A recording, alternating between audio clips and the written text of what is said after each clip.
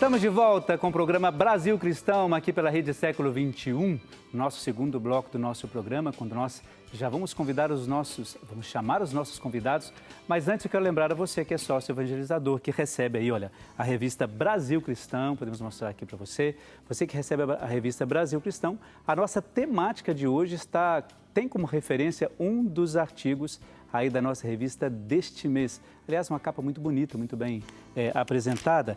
E se você, olha, você que é sócio que recebe essa revista, na página 11 da nossa revista, você tem aqui, olha, o artigo, esse artigo daqui. Opa, desculpa, perdão, aqui, isso. Você tem aqui, ó, tá vendo aqui, nesse aqui, Ciência e Fé, um caminho possível. Então, você que é sócio evangelizador já pode buscar a sua revista lá. Aliás, é um artigo que eu escrevo, todos os meses a gente vai levar até você um pouco dessa reflexão. Então, tá aqui. Agora, é sempre bom lembrar também que essa revista ela não é por assinatura, você não encontra em bancas, viu? Quem recebe essa revista são os nossos sócios evangelizadores. Então, para você ter essa revista como um brinde, como um presente, você tem que ser sócio. Como já temos sócio aqui, daqui a pouco a gente vai ler os nomes desses nossos irmãos e irmãs. Então, agora eu gostaria de convidar os nossos irmãos que vão participar do nosso programa hoje. Com muita alegria nós os recebemos e a gente sabe que todo convidado sempre é muito bem-vindo na nossa casa. Então, por favor, sejam bem-vindos o padre Rafael André e o doutor Ney Carter.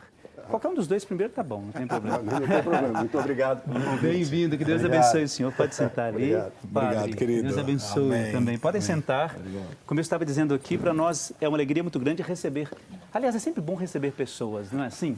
Vocês gostam de receber visitas na casa de vocês? A visita ilumina a nossa casa, transforma o ambiente. Eu gosto de receber visitas. O senhor gosta, doutor? Gosto um pouco. Um pouco. Então, Depende do tipo de visita. Mas você sabe que às vezes tem visita que de fato a gente fica um pouco preocupado, né? Não que a gente não as queira, né? Mas às vezes a gente fica um pouco preocupado porque nem sempre a gente sabe até que ponto ela vai trazer alguma coisa boa pra gente. Mas eu gosto, sabia? Eu gosto de receber pessoas. O importante é doar, né? Eu gosto de receber pessoas na minha casa. É sempre bom bater um papo e tal. Muito bem, estamos aqui para falar sobre ciência e fé. Sejam bem-vindos. Tá bom? Obrigado pelo convite. A alegria de estar aqui, a alegria de poder partilhar, né? Eu creio que quando entramos na casa de alguém, essa alegria do acolhimento, da visita, eu até pensava aqui enquanto estávamos conversando, muitas vezes a gente brinca, né? Vou fazer uma visitinha de médico, né? Uma visita rápida. Eu talvez esteja compreendendo que seja isso.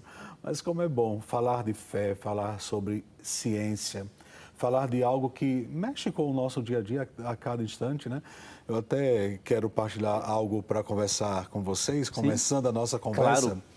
Essa semana, de um modo muito particular, na minha casa, na minha família, aconteceu um fato muito inusitado. O meu irmão tinha uma cirurgia marcada para hoje, de vesícula, né? Desde outubro que ele estava se preparando para essa cirurgia e tal. E a segunda-feira, ontem, ele precisou fazer mais uma ultrassom para se preparar para a cirurgia que seria hoje. E por graça de Deus, né, ele me liga chorando, dizendo, olha, não vou precisar mais fazer a cirurgia. Eu disse, olha, deixa de coisa, você está com medo, você vai fazer essa cirurgia de todo jeito. Ele disse, não, mas o médico falou que não vai precisar porque a cirurgia, a vesícula está perfeita. Eu disse, não, vai num outro médico, consulta outro. Para ter uma outra referência. Outra referência, né?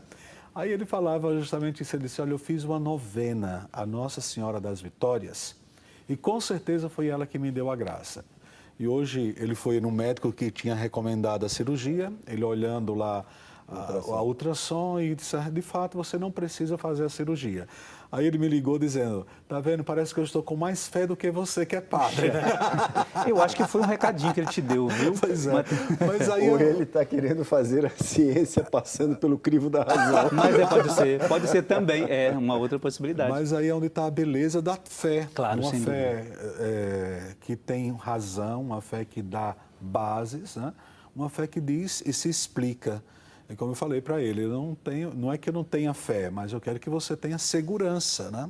Sim. Eu acho que esse diálogo da fé e a oração já ajuda muito, já é um bom começo para o nosso bate-papo. Exatamente. No seu consultório, doutor, a sua especialidade... Aliás, as pessoas conhecem o senhor aqui, porque o senhor já esteve no programa do Frei Rinaldo, sim, no Vida e Saúde, já esteve aqui, já é conhecido... Muitas vezes aqui no programa da Cissa.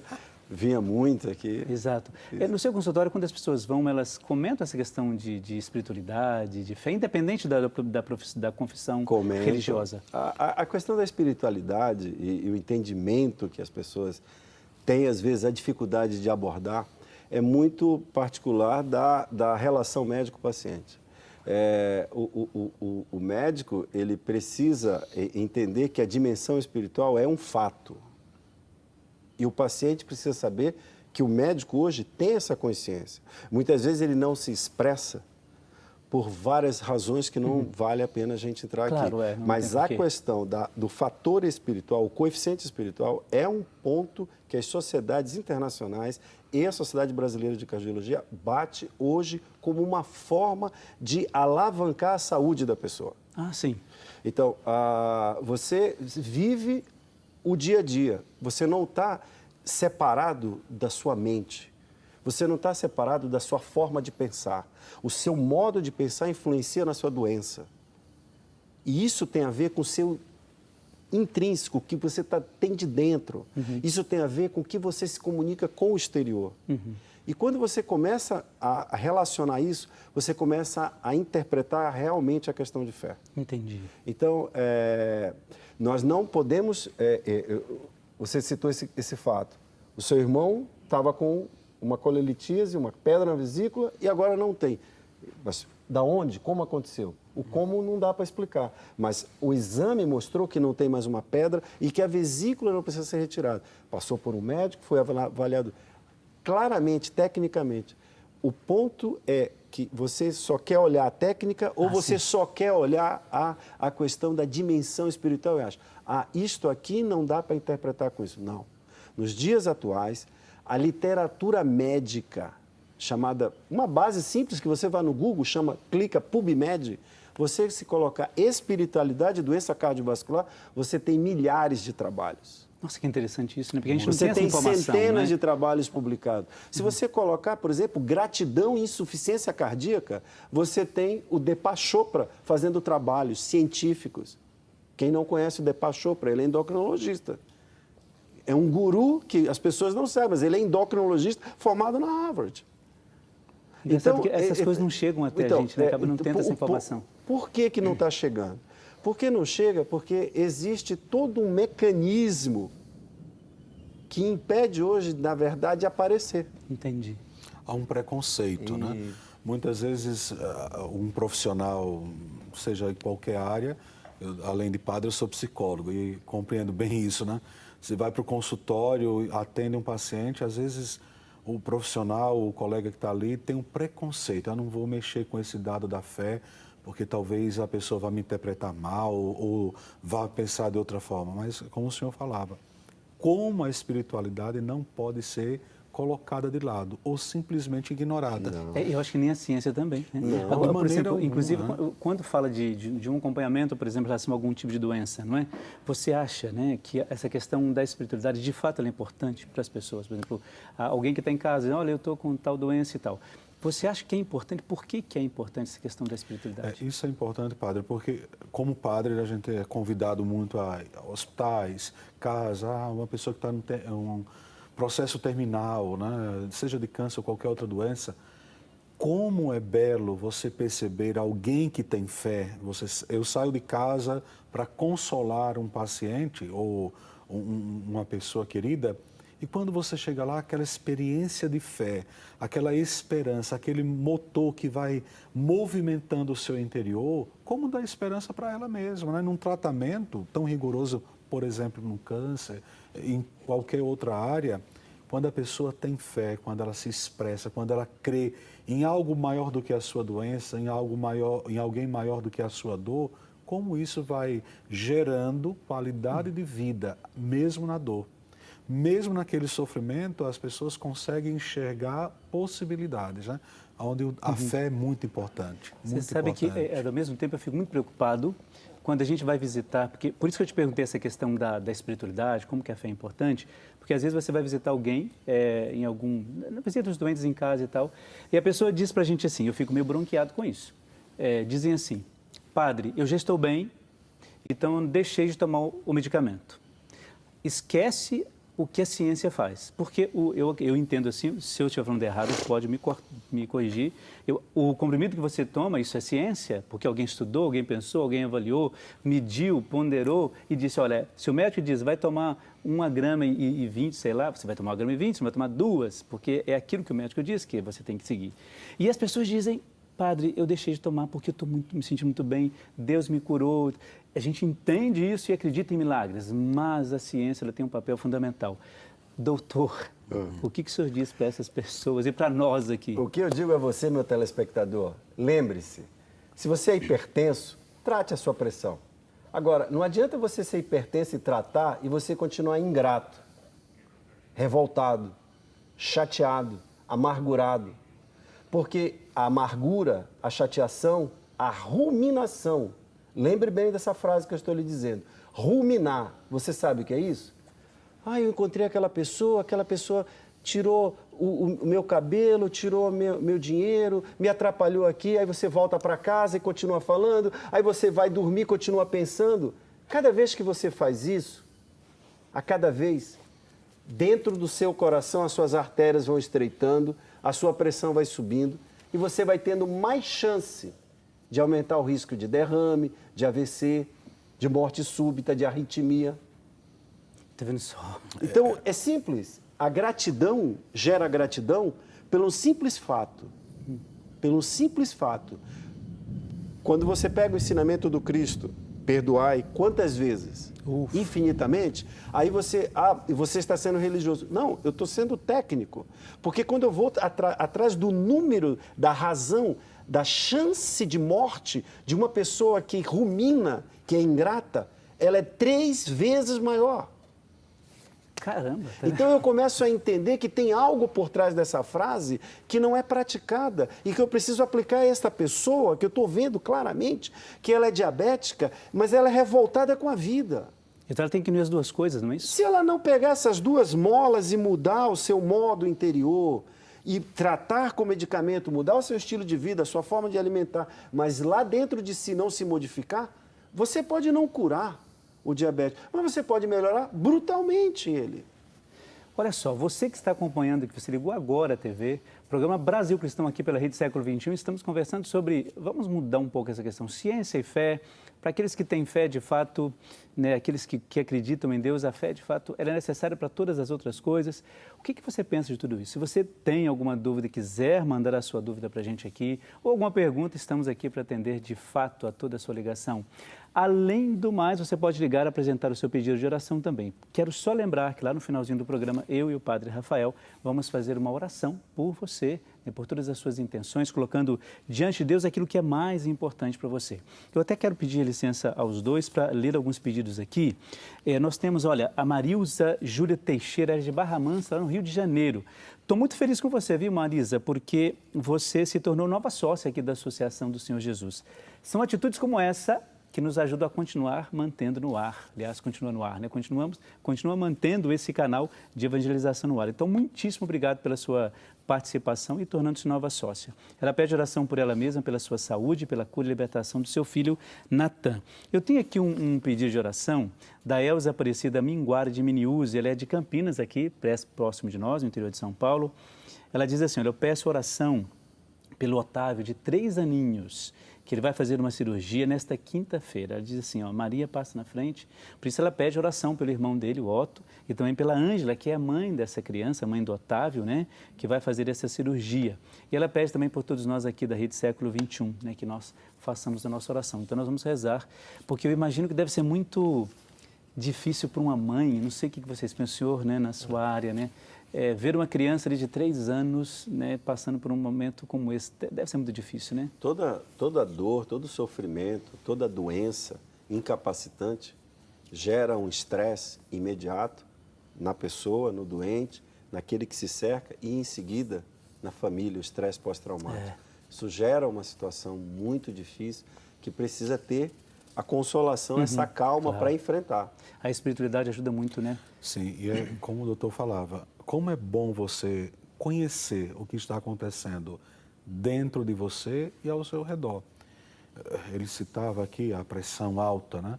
Mas não poderia pensar em tantas outras doenças psicossomáticas que a pessoa ali poderia resolver com um simples perdão ou um simples agradecer, olhar a vida de outra forma, de outro jeito. E é isso que o Evangelho nos convida. É isso que Jesus convida, é isso que a fé convida.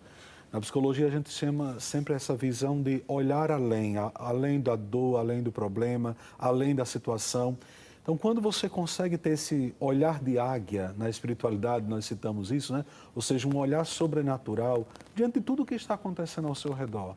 Eu consigo perdoar, eu consigo amar, eu consigo crer que Deus está no controle das coisas. Meu Deus do céu, eu posso passar pelo tratamento mais rigoroso, né, nas questões de saúde, mas eu sei que eu tenho uma força maior. É tanto que talvez você deva conhecer como um doutor, como um padre, quantas pessoas que a gente visita, a gente conhece ou tem dentro da nossa casa, que você olhando, você dizia, eu digo para mim mesmo, né? Talvez eu não passaria 10% disso. Mas o que é que sustenta essa pessoa? O que é que dá ânimo? O que é que dá força de vontade? O que é que levanta todos os dias? A fé. Aí, claro, a medicação, o companheirismo, a pessoa que está cuidando, né? Eu rezo muito e todos os dias rezo pelas pessoas que cuidam dos enfermos, os cuidadores. É muito difícil, né? Muito difícil. Nossa Senhora, como deve ser ali todos os dias aquela labuta diária e constante, e precisa ter fé. Ou você faz por amor, ou você simplesmente vai maltratar aquele que está doente, né? Nós temos aqui mais pedidos de oração, como o da Romilda de Carla, ela é de São Paulo, capital, que ela pede pela sua saúde, pede também por um emprego para o seu filho Ulisses, pelos filhos Átila, Virgínia, ela coloca vários nomes aqui, é por ela mesma, não é? Pelos netos Henrique e Sofia, pela nora Leonilda, por toda a família, e também pelo padre Eduardo e por todos aqui da Rede Século XXI. A Maria Ângela Vieira Alcântara, lá de Paraíso, no interior de São Paulo, pede oração pela cura da depressão de José Luiz Alcântara. A Geni dos Santos Bisotto, de Jaguariúna, no interior de São Paulo, pede oração por ela mesma, pela cura e recuperação, pede pelo seu neto Bruno, por um emprego e por toda a sua família. A Nilceia de Moura Gualiato, ela é de Aparecida, no interior de São Paulo, pede oração por ela mesma e pela cura da sua saúde. A Antônia de Almeida Pires, de Cacoal, lá em Rondônia, ela pede oração por Iracema, Paubel, pela cura total da saúde, por ela mesma, por toda a sua família. Um grande abraço e a todos de Rondônia. Tão bom atender telefones assim, né? Ligações de tão longe. Eu fico feliz, porque vocês são esses sócios evangelizadores que em todos os lugares do país se colocam aí, né, participando com a gente, e a gente fica muito feliz com isso. Por isso eu quero que você continue ligando e colocando as suas intenções. 0800 777 0021 ou 019 3871 9620. A Miriam Machado de Oliveira Ferreira, ela é de Juiz de Fora, em Minas Gerais, e ela pede pela sua saúde, pela cura e libertação e pela sua ansiedade. Ansiedade é um mal do século, é verdade isso? A depressão, o complexo depressão, ansiedade, é um complexo que você não sabe quando começa um, quando termina outro, exatamente. Existem alguns critérios, algumas escalas de você ir estabelecendo essa forma de você conseguir determinar, mas o que a gente entende é que a pessoa ansiosa, ela vai tendo alguns gatilhos, algumas formas de chegar à depressão. Então, ela começa, primeiramente, ela fica ansiosa com uma situação do trânsito, em seguida ela fica ansiosa com uma situação financeira. Isso são gatilhos assim? Aí ela vai começando a aumentar os seus gatilhos. Ela fica ansiosa quando ela não está acostumada a lidar com o público, ela vai aumentando esse gatilho. Quando ela se depara, ela já está num processo que ela já não tem mais o controle do momento que ela vive, porque vai aumentando tantos gatilhos. E tudo isso passa por uma falta de confiança intrínseca dela. Então, a ansiedade ela precisa ser controlada num nível racional, porque nós temos o grupo de nervos que acelera, o nosso coração acelera, que tem o grupo da adrenalina e noradrenalina, e o grupo da atropina, que é o vago, que lentifica. E nós temos isso, o sistema nervoso autônomo. Então, nós podemos ter o controle sobre isso. Então, quando a gente não consegue interiorizar, porque às vezes você de casa não percebe o quanto que você tem no seu cérebro. Nós só sabemos nem 10% dele. Os outros 90% você está relegando. Quando você começa a interiorizar, aí você começa a ter mais controle sobre si. Eu estou gostando muito do jeito que o senhor está dizendo as coisas, viu? Estou aprendendo mais do que do que eu imaginava. Estou gostando dessa maneira, sabe por quê? Às vezes a gente tem algumas explicações tão técnicas, né? Assim, técnicas demais, e a gente não entende o que está sendo falado, né? Gosto muito obrigado, viu, pela sua contribuição. Desculpa no meio já elogiar assim, mas é muito bom. Quando você está atendendo, por exemplo, ou visitando, ou no consultório, quando a pessoa chega com essa questão da ansiedade ou alguma outra questão, o senhor diz à pessoa sobre essa questão da oração, da importância, ou o senhor não, costuma não misturar muito isso? Sim, eu creio que tanto numa confissão, como na terapia, como no aconselhamento, é aquela questão racional. A gente procura sempre buscar o gatilho. Quando começou? Por que começou? Isso foi hoje? Aconteceu semana passada? Na outra semana? Ano passado? O que está desencadeando isso? Porque a partir do momento que você vai chegando à origem, você começa a trabalhar isso bem melhor. Claro que na parte espiritual nós vamos aconselhar, olha, vamos tentar fazer um pouco mais de meditação, vamos rezar um pouco mais. O terço é uma arma poderosíssima de contemplação, de relaxamento, onde eu vou colocando ali a minha ansiedade, aquilo que está acelerado demais no meu coração, na minha vida, eu vou tentando relaxar um pouco, né? Há uma regrinha espiritual que muitas vezes nos grupos de autoajuda se usa muito, né? Senhor, me dê paciência diante das coisas que eu não posso resolver hoje, coragem diante das que eu posso resolver e sabedoria para distinguir uma coisa da outra. Puxa, porque a partir do momento que você tem paciência diante daquilo que você não pode resolver, logo você vai compreender que a ansiedade ela vai diminuir 80%. Porque a ansiedade faz parte do ser humano, né? Você precisa dessa ansiedade também para movimentar o seu interior para você chegar em algum ponto. Mas tudo em excesso se torna prejudicial.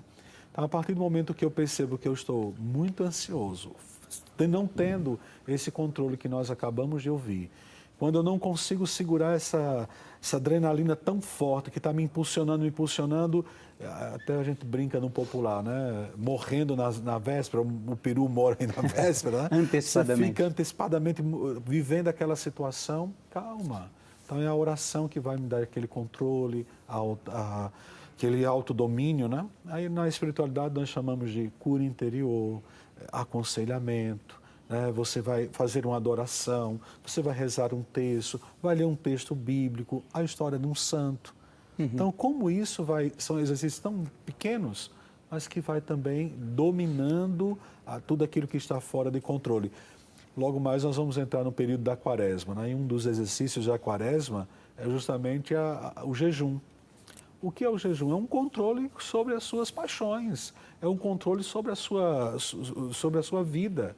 Eu posso me controlar? Claro. Eu posso ter um autodomínio? Também. Mas aí requer também muita essa habilidade. É onde um terapeuta, um diretor espiritual, um bom profissional é fundamental para nos ajudar. Fundamental. Eu acho que até as pessoas confundem um pouco quando às vezes vão para a confissão. Assim, doutor, é o seguinte, não, é padre.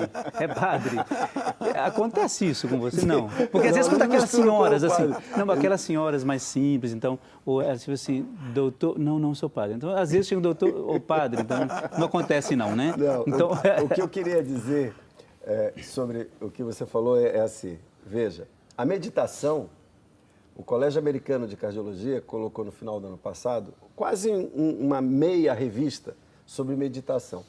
Eles estudaram tudo que tem de meditação. Existem N meditações. Sim, várias maneiras. Né? Pois é. Mas uma forma de orientar ao público, o americano precisava ouvir isso.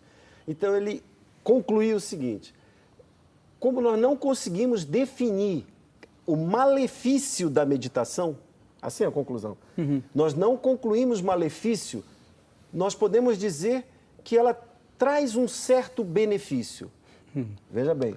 Então, ela está liberada para todos poderem fazer. Então, veja bem, eles estudaram e chegaram a essa conclusão de que não há como você falar mal dela. Resumindo a você, telespectador, não dá como falar mal da meditação. Mas você, quando interpreta a meditação, você pensa logo numa posição de Buda ou uma posição mais difícil. Quando você está lendo a oração, qualquer oração que você queira, você está meditando. Só que você não está interpretando o que está meditando.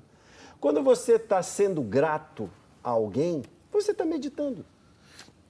Quando você está perdoando, você está meditando.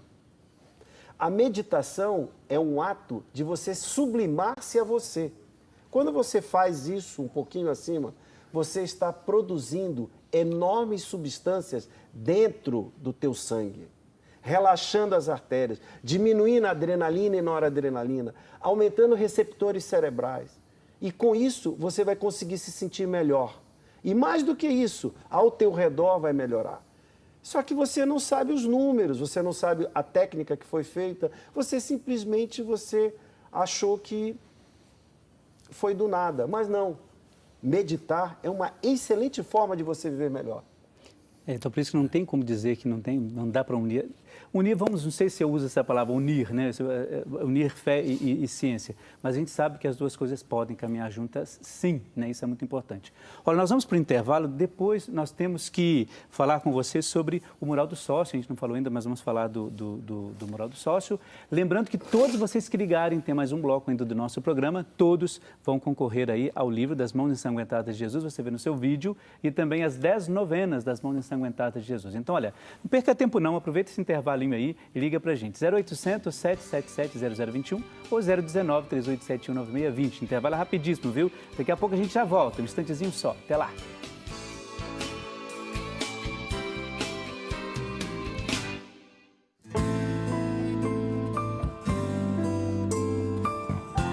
Na coluna mulher.com, aprenda o passo a passo de uma linda carteira de mão feita pela artesã Eliana Wack. Não deixe de conferir.